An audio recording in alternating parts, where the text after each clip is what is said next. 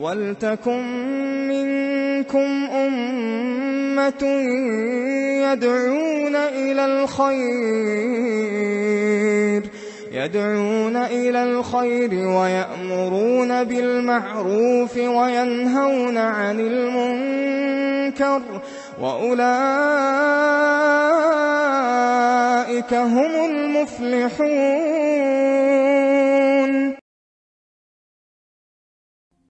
السلام علیکم ورحمۃ اللہ وبرکاتہ. الحمد للہ وحدہ والصلاة والسلام علی من لا نبی بعدہ. اما بعد. برادران اسلام، روزہ ایک عظیم الشان عبادت ہے. اللہ کی نظر میں اس کی بڑی اہمیت ہے. اللہ تعالیٰ نے اس کو اپنے ہاتھ سے اجر دینے کا وعدہ فرمایا ہے. لہذا ہمیں اس عمل کو انجام دینے سے پہلے اپنے عقیدے اور اپنے ایمان کی اصلاح کر لینی چاہیے. شرکیات سے، کفریات سے اپنے ایمان کی صفائی کر لینی چاہیے تاکہ اللہ اس عمل کو قبول فرمائے، کیونکہ عقیدہ ہی وہ مضبوط اساس اور بنیاد ہے جس پر امت کی عمارت استوار ہوتی ہے. عقیدہ ہی اللہ رب العالمین کے ہاں سب سے اولین عمل اور عبادت ہے جسے اللہ رب العالمین چاہتا ہے. لہذا تمام انبیاء نے اپنے قوموں کو اپنے تبلیغ کا آغاز اسی نقطے سے کیا ہے. اعبدوا اللہ ما لکم من الہ غیرہ، اے لوگو اللہ کی عبادت کرو، تمہارے لیے اللہ کے سوا کوئی سچا معبود برحق نہیں ہے.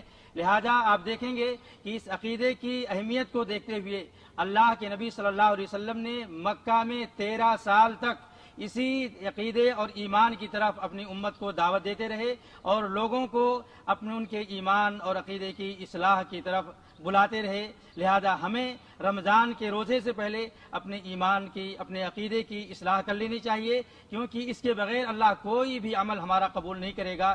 جیسا کہ اللہ فرماتا ہے وَلَقَدْ أُوحِيَ إِلَيْكَ وَإِلَى الَّذِينَ مِن قَبْلِكَ لَئِنْ أَشْرَكْتَ لَيَحْبَطَنَّ عَمَلُكَ. اللہ کے نبی کو اللہ کہتا ہے کہ اگر آپ نے بھی شرک کیا تو آپ کا بھی عمل برباد ہو جائے گا. لیکن لہذا اگر ہمارا ایمان اور ہمارا عقیدہ درست نہیں ہے تو ہماری ساری محنت، روزہ، بھوکا پیاسا رہنا سب برباد جائے گا. لہذا ہم اپنے عقیدے کی اصلاح کی کوشش کریں. اہلا رمضان اہلا رمضان.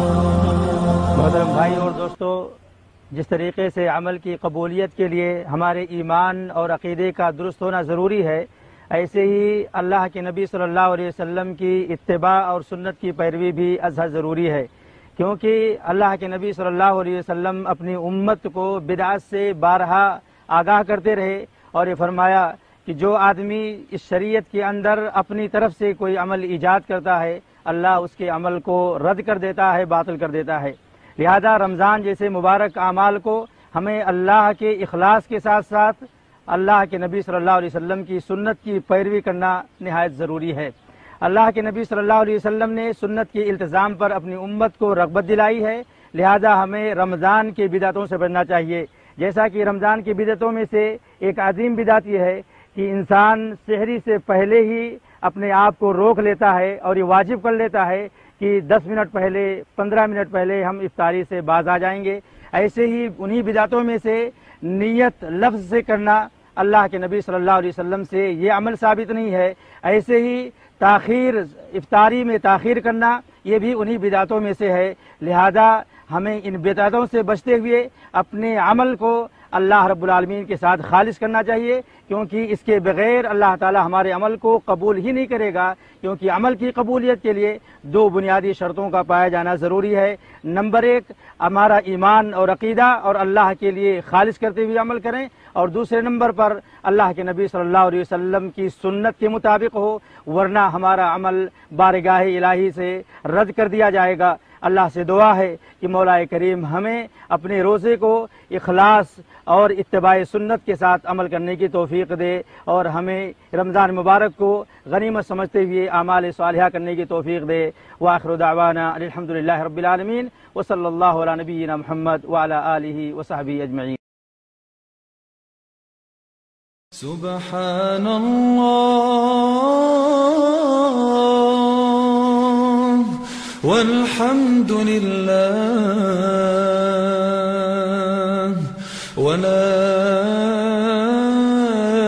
الہ الا اللہ واللہ اکبر. سبحان الله والحمد لله ولا